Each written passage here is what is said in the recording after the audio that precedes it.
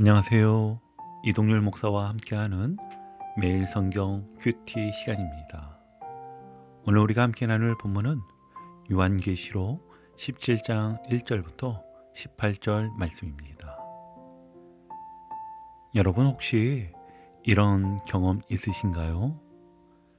겉으로는 멋지고 완벽해 보이는데 막상 가까이 다가가 보면 속은 텅 비어 있고 상처투성이었던 사람이나 조직을 본 적이 다들 있으실 것입니다.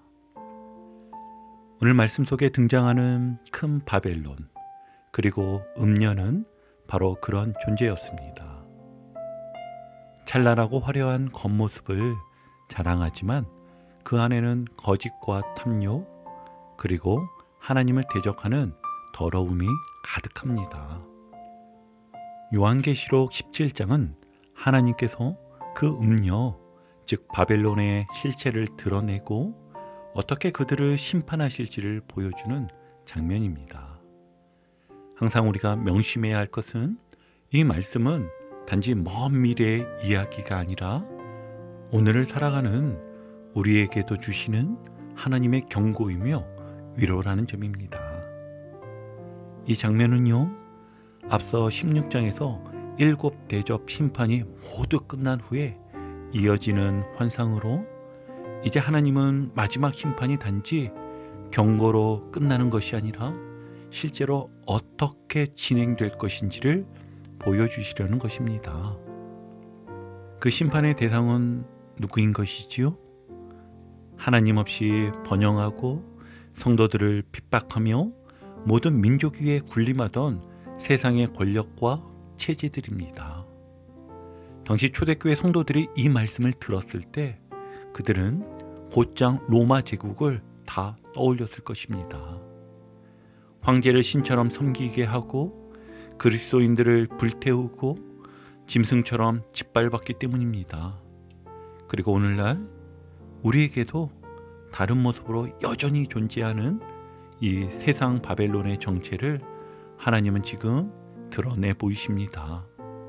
자, 그렇다면 오늘 말씀을 통해 우리는 이 바벨론의 실체가 무엇이며 왜 하나님께서 그들을 심판하시는지, 그리고 그 말씀 앞에 우리는 어떤 태도로 서야 하는지 오늘 이 시간 함께 나누어 보겠습니다. 우선 본문의 첫 시작을 보니 천사는 요한에게 다가와 이렇게 말하였습니다. 이리로 오라. 많은 물 위에 앉은 큰 음녀가 받을 심판을 네게 보이리라. 여기서 많은 물은 바다나 강이 아닙니다. 15절을 보면은요, 그 물은 백성과 무리와 열국과 방언들이니라 라고 해석을 해줍니다. 즉, 이 음녀는 온 세상 위에 영향력을 끼치는 아주 거대한 세속 체제를 상징하는 것이지요. 그리고 이 음녀는 단순한 사람이 아니라 당시 로마 제국처럼 강력한 권세와 화려함을 지닌 세상의 상징이었습니다. 2절을 계속해서 보면 이렇게 말하지요. 땅의 임금들도 그와 더불어 음행하였고 땅에 사는 자들도 그 음행의 포도주에 취하였다. 아멘. 이 말은 권력을 가진 자들도 일반 사람들도 모두 그 체제에 동참하며 타락했다는 것입니다. 그 음녀는 우상 숭배의 쾌락, 권력과 물질의 유혹으로 사람들을 유혹하고 취하게 만들었습니다. 당시 성도들에게 이 음녀는 황제를 신처럼 숭배하게 했던 로마였지요. 그렇다면 오늘 우리에게는 무엇일까요? 겉으로는 멋있고 성공적으로 보이지만 하나님을 떠나게 만드는 그런 모든 세상의 흐름들이 바로 그 음녀일 것입니다. 여러분, 혹시 우리는 지금 세상이 건네는 그 포도주 잔을 받고 있는 건 아닐까요? 명예, 성공, 자존심, 자기만족, 겉으로는 참 좋아 보이지만 우리의 마음을 은근히 하나님에게서 멀어지게 만드는 것들입니다. 특별히 오늘날 우리는 자기를 중심으로 살아라, 나 자신을 사랑하라, 너만의 길을 가라, 이 메시지를 매일같이 듣습니다. 하지만 그 말들 뒤에는 하나님 없이도 잘 살 수 있다는 교만이 숨겨져 있을 수 있습니다. 여러분, 오늘 하루 우리 자신에게 진지하게 질문해 보시겠어요? 나는 지금 무엇에 취해 있는가? 나는 하나님의 말씀에 깨어 있는가? 아니면 세상의 소리에 취해 있는가? 깨어 있는 사람은요, 다릅니다. 사람의 눈이 아니라 하나님의 눈으로 이 세상을 분별합니다. 음료의 유혹 앞에서도 십자가를 붙든 사람은 흔들리지 않습니다.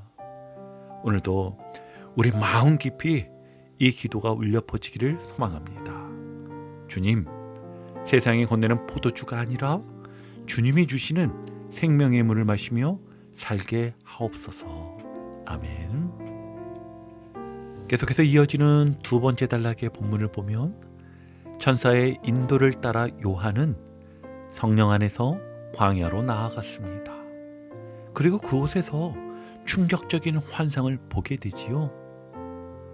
내가 보니 한 여자가 붉은빛 짐승을 탔는데 그 짐승의 몸에는 하나님을 모독하는 이름들이 가득하고 7머리와 10뿔이 있으며.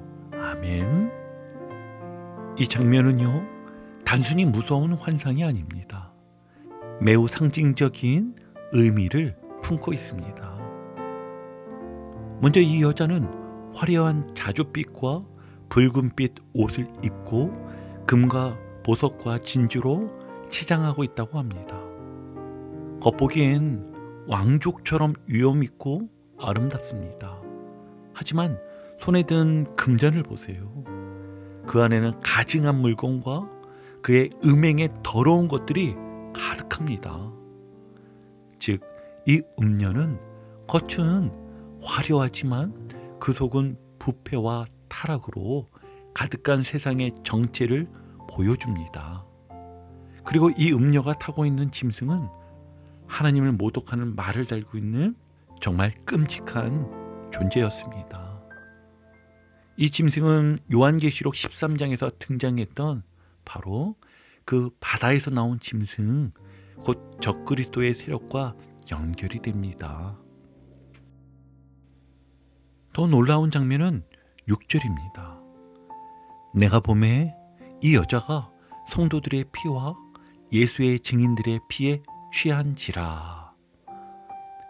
이 음녀는 단지 세상적인 유혹이 아니라 하나님의 백성을 미워하고 죽이며 성도들의 피로 잔을 채우는 존재였습니다. 즉, 그리스도인을 향한 핍박과 박해의 세력이라는 것이지요.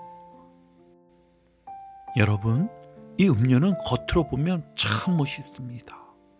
고급 옷을 입고 금으로 장식하고 권세를 지닌 짐승을 타고 있다고 합니다. 지금 우리 시대에도 이런 모습들이 많습니다. 부와 명예, 권력, 인기, 이 모든 것이 겉보기에는 참 좋아 보이지요. 심지어 부럽기까지 하지요. 하지만 그 화려함 뒤에 숨은 속내는 무엇일까요? 하나님을 모독하는 사상, 진리를 비웃는 문화, 그리고 성도들의 믿음을 비틀고 공격하는 흐름이 그 속에 숨어 있습니다. 우리는 이런 세상의 유혹 앞에서 겉만 보고 부러워하거나 따르지 말고 그 안에 담긴 영적 실체를 분별해야 합니다. 여러분, 겉이 다가 아닙니다. 우리 주님은요, 중심을 보십니다. 그래서 우리는 이 질문을 자주 해야 합니다. 하나님이 보시기에 제 삶은 어떤가요? 나는 겉모습보다 중심의 진실함을 더 중요하게 여기고 있나요? 오늘 하루 우리 마음 깊은 곳에서 이렇게 기도해 보십시오. 주님, 겉은 찬란하지만 속은 타락한 세상의 유혹에 속지 않게 하시고 진리와 거룩함을 따르게 하옵소서. 아멘. 자, 이제 마지막 세 번째 단락을 함께 보시면은요, 여러분, 요한은 방금 전 음녀의 겉모습을 자세히 묘사한 후 그 여자의 이마에 새겨진 충격적인 이름을 보게 됩니다. 그 이마에 이름이 기록되었으니 비밀이라, 큰 바벨론이라, 땅의 음녀들과 가증한 것들의 어미라 하였더라. 아멘. 여기서 큰 바벨론은 단순한 옛 제국이 아닙니다. 로마 제국을 빗댄 말이자 모든 시대에 하나님을 대적하는 세상의 시스템, 그 중심 권력을 가리킵니다. 그런데 요한은 그 음녀가 성도들의 피, 예수의 증인들의 피에 취했다고 말합니다. 그녀는 단지 세속의 상징이 아니라 하나님의 백성을 잔인하게 핍박한 세력입니다. 이것은 단순한 문화나 분위기가 아니라 적대적인 영적 전쟁이었음을 의미하는 것이지요. 그리고 요한이 그 여자를 보고 놀라워하자 천사가 이렇게 말합니다. 왜 놀랍게 여기느냐? 내가 여자와 그가 탄 짐승의 비밀을 네게 이르리라. 이어서 짐승의 정체가 설명됩니다. 그 짐승은 전에 있었다가 지금은 없으나 장차 무저갱으로부터 올라와 멸망으로 들어갈 자니. 무슨 뜻일까요? 이 짐승은 예수님의 영원성과 대조되는 잠깐 존재했다가 사라졌다가 다시 등장하는 거짓 메시아입니다. 사람들은 그것을 신비롭게 여기고 따르지만 그 마지막은 멸망입니다. 세상은 이 짐승의 재등장에 놀라고 그를 따르려 하지만 하나님의 관점에서 보면 그는 이미 무저갱에서 올라와 멸망으로 향하고 있는 존재입니다. 여러분, 우리는 살면서 정말 많은 것들을 부러워합니다. 성공한 사람, 인정받는 사람, 겉으로 보기엔 아무 문제 없는 사람들. 하지만 오늘 말씀은 분명히 말합니다.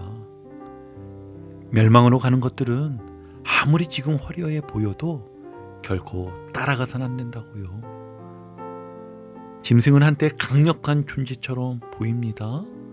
모든 사람을 매혹시키고 마치 세상을 움직이는 듯하지만 그 끝은 무너짐, 멸망이었습니다. 그래서 우리는 반드시 질문해야 합니다. 나는 지금 무엇을 부러워하고 있는가? 나는 영원한 것을 붙들고 있는가? 아니면 사라질 것에 마음을 두고 있는가? 하나님은 우리를 진리의 편에 서도록 부르셨습니다. 진리는 잠깐 힘을 잃은 듯 보여도 결국은 승리합니다. 오늘 우리도 결단하기 바랍니다. 유혹의 음성보다 말씀의 진리를 더 신뢰하겠습니다.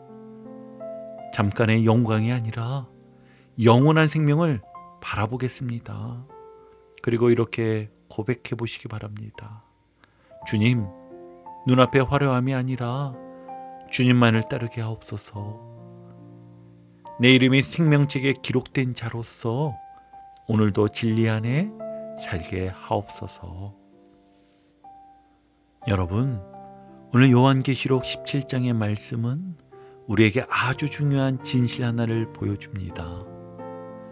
그것은 겉으로 화려해 보이는 이 세상이 절대 영원하지 않다는 사실이지요. 세상을 주도하는 힘, 사람들이 부러워하는 성공, 대단해 보이는 권력과 돈, 그 모든 것이 짐승의 등에 올라탄 큰 음녀처럼 잠시 반짝일 뿐 결국 무너질 운명이라는 것입니다. 하나님을 떠난 세상의 체제는 아무리 강해 보여도 그 마지막은 무저갱, 곧 멸망입니다.